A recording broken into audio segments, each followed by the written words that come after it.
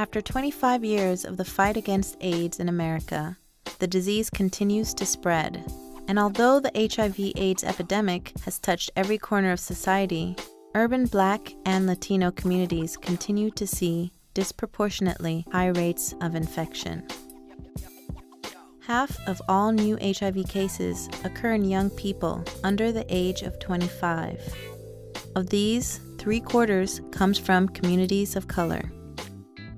Educational campaigns that promote condom use and testing oversimplify the problem by failing to address larger social and economic problems. Incarceration, substance abuse, homelessness, high school dropouts, unstable home life, and homophobia are all factors that have been proven to dramatically increase the risk for infection. It's kind of hard to get our people to understand the importance of the AIDS crisis when it takes 10 to 11 years to develop, and they've got to deal with a crisis that's already on their plate in front of them, so AIDS gets backed up behind some of the other issues. These issues are shown through the stories of the young people in this film. Kareem, Shamika, and Serenity face immediate challenges in their urban New York communities, which put them at high risk for HIV, and these challenges shed light on why our communities are still battling the AIDS crisis.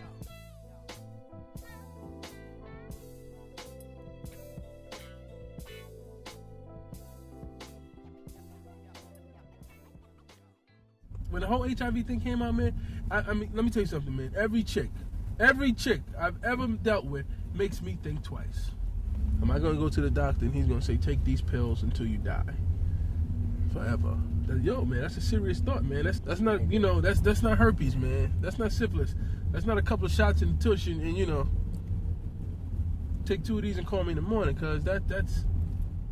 I had a couple of wham bam, and it make me feel funny, though. Yeah. I'm being real. Now, so I might have bragged about it, but on some real, like on a personal note, like when I do shit like that shit, I don't know about other niggas, but it make me feel funny, make me feel less of a man, because I know I could conduct myself in a better way.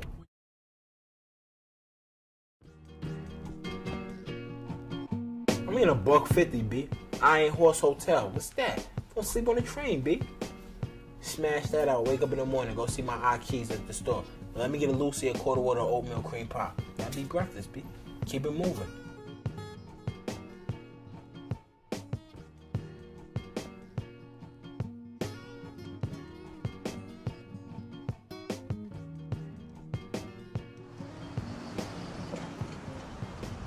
I mean, my mother don't know this, but one day me and I was in a crib in the Bronx. The reason why we left the Bronx because the marshals came in and kicked in the door. Because we was in a crack house, living in a crack house with guns, crack, and we just had to bolt through the fire escape out the back window. We had a little hustle side to side. I ain't saying I don't care, I ain't incriminating myself, but we had a little thing here and there. Drugs came into play. Like, usually you don't hear me talk about drugs, and a lot of people don't know, like, the shit I did. So drugs, break the rules, be a badass. Smoke your weed, not listen to nobody. Like, it's something I was good at. I could have been great at it, but it just broke me down. Now, I came across a lot of gangs. Bloods, Crips. Gangs are appointed young black men because family. It's unity to them. Some people, that's the only thing they got in life. That's all to be said about it. That sums it up. I mean, when you got a family, you in a family for life. It's something that bond, it's something that's deeper than being blood related, whatever. I was stripped of my childhood. Like, my innocence just got taken away from me from 14 and up. It's like when shit just started getting real hard going down the road, it's like, I wish I could take them years back. I wish I could get a lot of years back. I needed my mother a lot of times. But it was like we was never on the same page. 16, 17, 18, 19, I needed my mom. My pops was never a pops to me, no matter, even when he came back into my life. He's never a father. I'm scared. I don't want to be out here no more. Many young black men like Kareem are drawn to drug money because of their economic reality. The opportunity to hustle is difficult to resist when the unemployment rate for black men with a high school diploma is 50% and 72% without one. When young people hustle, they don't realize that it is a risk for HIV because it leads to incarceration, where HIV prevalence is 4 times higher. A lot of the young men who are going into places like Rikers Island live in the Bronx. So they're going into the prison system, and then when they're released, they're coming back into the Bronx. And a lot of these young men get infected in the prison system. When they enter the prison system, they're getting tested for HIV because it's mandatory. And upon releasement, they're not getting tested.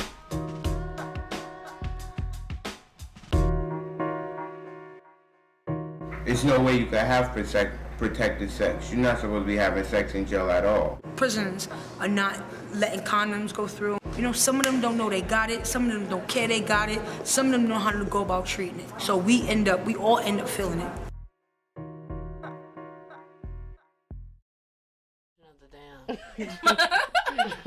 Right. Mickey, did you use condoms when you're at the age of 14? All the time. Yeah. Well, not with this one guy. Now he in jail. He in jail for fucking you without a condom? No. You go to jail for crack? Yeah. Mickey got any jail men? My baby father.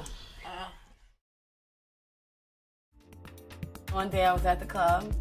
Intoxicated as always, and he like, oh, Mika, when you gonna holler at me, spit that game in my ear. And alcohol saying, yeah, let's go. Mika, go for it. I'm telling you. The sober side that I still got a little bit left in me is like, you remember him, everybody saw him, girl, just find somebody else in here. But, you know, alcohol took over. Went to the house with him, did what we had to do. From that on, we've been sleeping together. I thought I could trust him. I didn't feel like he was sleeping with nobody else. But all the while he was, because while I was pregnant, somebody else was pregnant by him.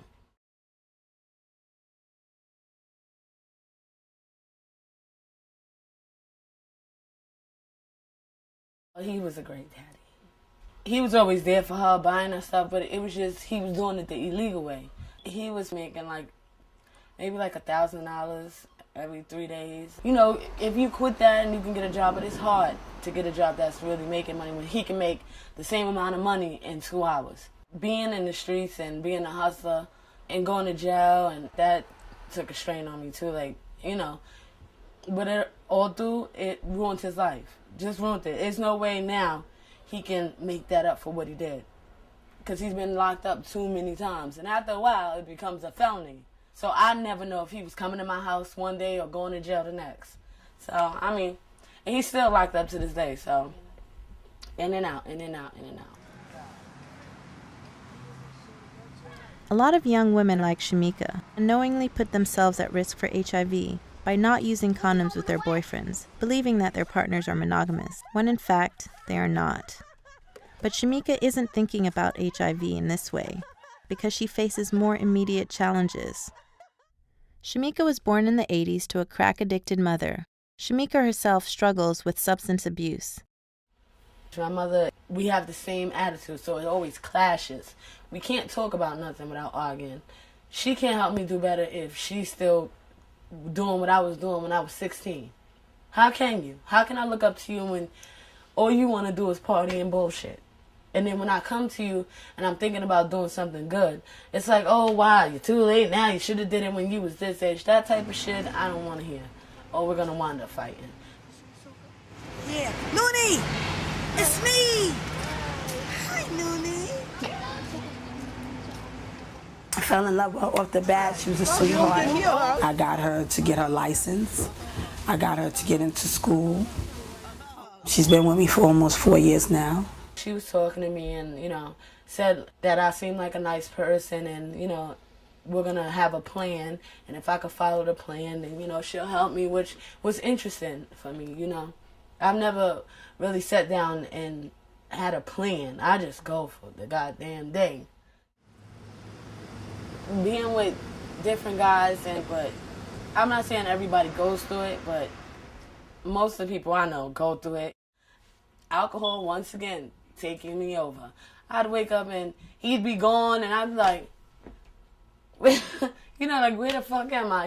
And somebody once told me that, you get so drunk where somebody can have their way with you, one day you're going to wind up in some real trouble. You're going to get raped. And Thank God I ain't never get raped, but everybody always say, you're gonna get raped. Why? Why you be wishing that on me? Most of the time I use condoms. Unless I just was like, if I was fucking you for longer than 2 months, then maybe not. But if I was just fucking you every once in a blue, of course I was using condoms. I wasn't really like that stupid. Like, oh no, we don't have to use condoms. Come on. I see your dick. You don't got nothing. Now, we gonna use them because what's not on the outside may be on the inside. So, yeah, I was pretty much trying to wrap it up when I could. When I was alert, I was wrapping it up. When I was twisted, I'd tell you, but if you didn't, hey, fuck it, you know.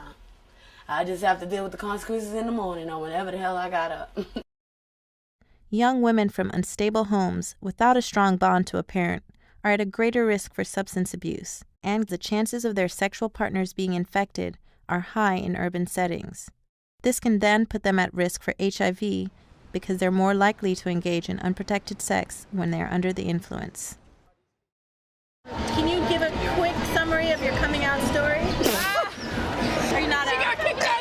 I got kicked out of my house. I came out the closet when I was 14 and got gay bashed at the same time. And to already know that to my father I'm a plague and I'm a parasite, it hurts when all I've really tried to ever do was be his son. Faggots get shot out there.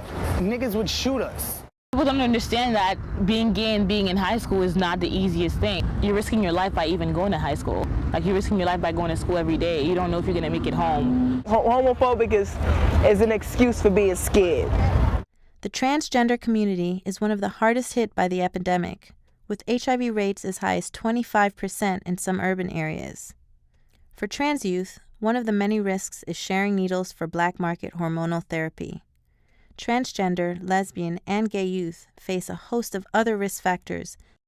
There are a lot of young people, especially gay, lesbian, bisexual, transgender youth, who are being kicked out of their homes because of their sexual orientation, because young people are coming out at a younger and younger age, and unfortunately are being kicked out. They're homeless.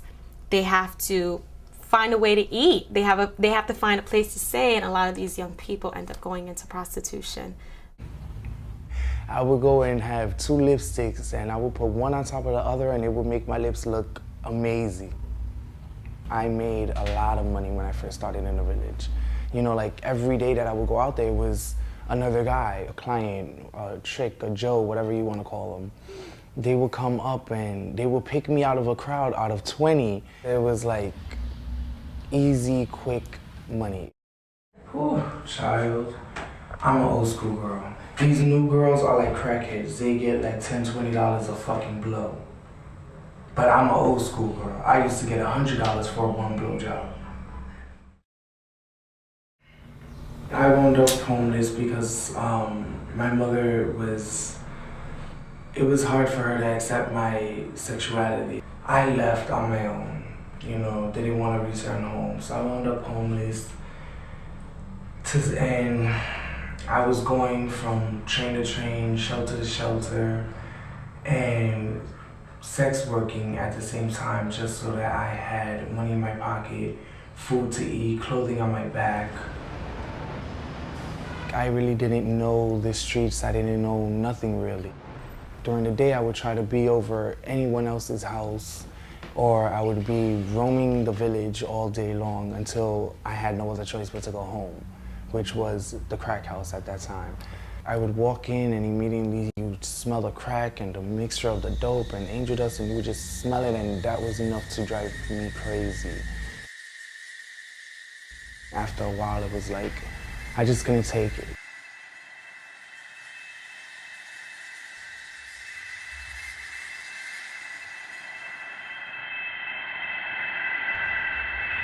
Getting a job nowadays for someone like us is 1 in a million, really.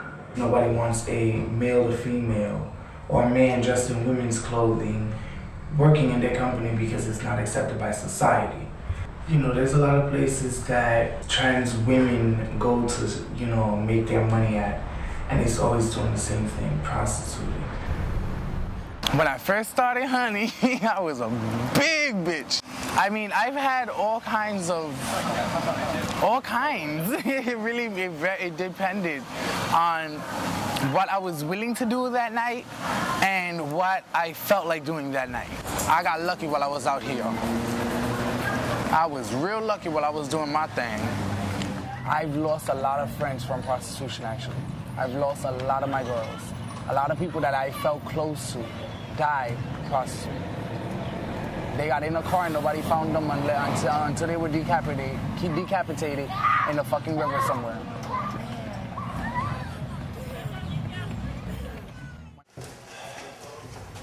I never got through high school. I was like 3 days in high school. But my junior high school had sex education class. Ours, like many others, only believed in teaching abstinence only rather than safer sex methods. It was strictly abstinence. So protection was never something that I actually did with my clients.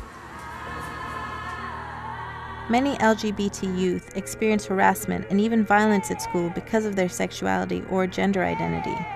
Unfortunately, many are forced to leave school prematurely. People see me and they're like, oh, that's a man, and I'm like, nothing. You know, I just walk. Like, don't even bother acknowledging what they say. But when I'm in the street, it looks like I act like I'm the shit.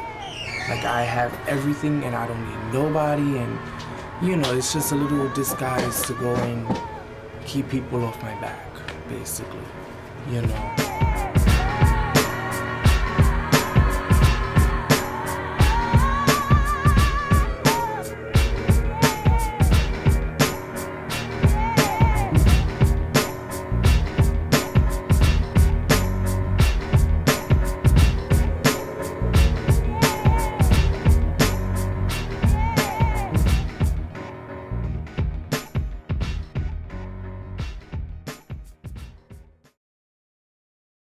Intelligence, talent, charisma.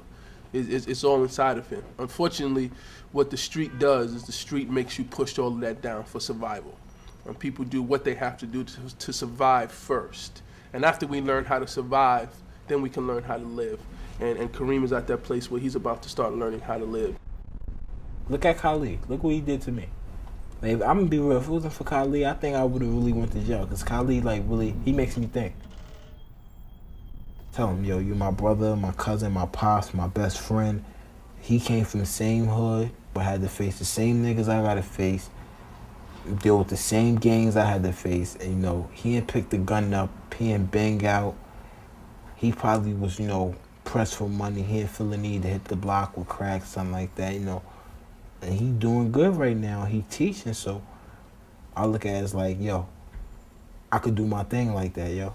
I could do it. I ain't gotta sit there and go towards the streets. I plan to go back to school. I want to get my bachelor's in political science.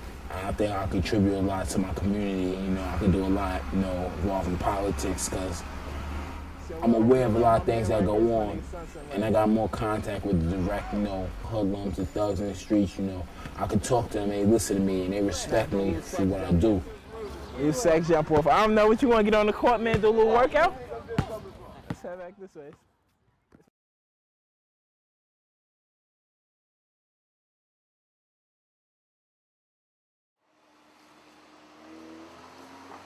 How do you know that her mom is HIV positive? Because her mother told me. Got that information from the horse's mouth. Samantha told me herself. Did you purposely not tell me she was positive, or did you just not think about it? Or it wasn't on my mind, you know what I mean? But I'm not ashamed of it. It's 1,000 people who's positive. At least she knows. People don't know. So. Do you guys talk about it? Do you know how she got it? I guess intercourse. That's how she says, but I don't know. That's probably it. But it don't bother me. I did not purposely tell you. I just wasn't thinking about it because we was just talking about sex. If I could get anything I wanted, it would probably be a stable house with my 2 kids. I enjoy being crazy. Sometimes I like to be calm. On like days like this when I'm tired and look stupid, I'm calm. Any other day if it's like crowded, I'm probably running up and down the block, bothering people, running in the store, taking stuff, running out, making them chase me, getting wet, drinking, you know. I do it while I'm young and I got the time. Sooner or later I have to stop. Thank God I got, a good godmother that babysits. And like when I need a break, I break. Mommy. Yes, For baby. about 3 weeks. That's my phone? Yeah.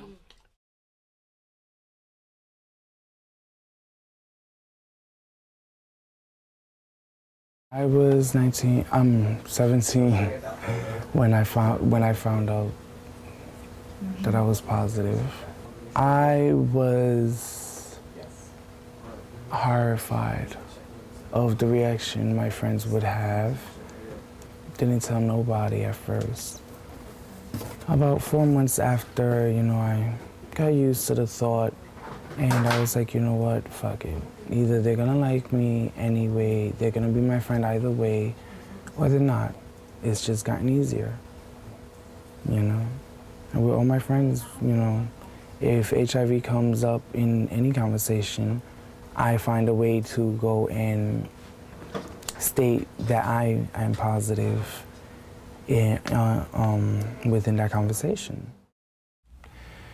I didn't go back to sex working for about another 4 months. I was escorting online and my profile stated I was HIV positive. So I had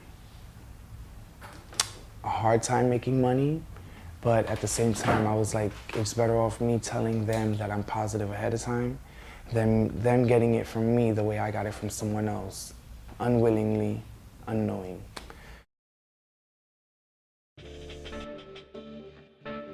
Every single person has the same basic need. We need shelter, we need food, we need water, and of course we need love. And what happens is that many people put themselves at risk for contracting HIV in an attempt to satisfy these basic needs, whether it's using drugs to be in with certain people that'll help fulfill those needs, whether it's a prostitute selling her body for money or for food. A person who hasn't eaten in 2 weeks will tell you, I will go over there and give that guy a blowjob to get this money so that I can get something to eat, and I'll worry about HIV later. People's basic needs have to be met. Until our young men stop believing that the measure of their manhood has to do with how many sexual partners they have, and until our young women begin to believe that sexuality is not going to build their self-worth, and that it's a false sense of self-value that it gives them, until we begin to understand these very basic things. All sexually transmitted diseases, including HIV, including teen pregnancy and broken families, which would just create more of that. It's just going to continue. It's a self-perpetuating problem.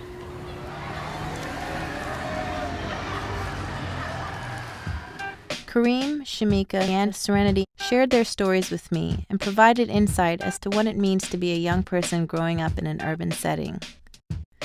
HIV does not exist in a vacuum, and we have to address the context out of which this disease is spread. If we examine all the pieces of the puzzle, like homelessness, substance abuse, broken families, prison, homophobia, lack of educational opportunities, then we will find lasting solutions that will protect communities from being vulnerable, not just from the spread of HIV, but from other epidemics that might arise in the future.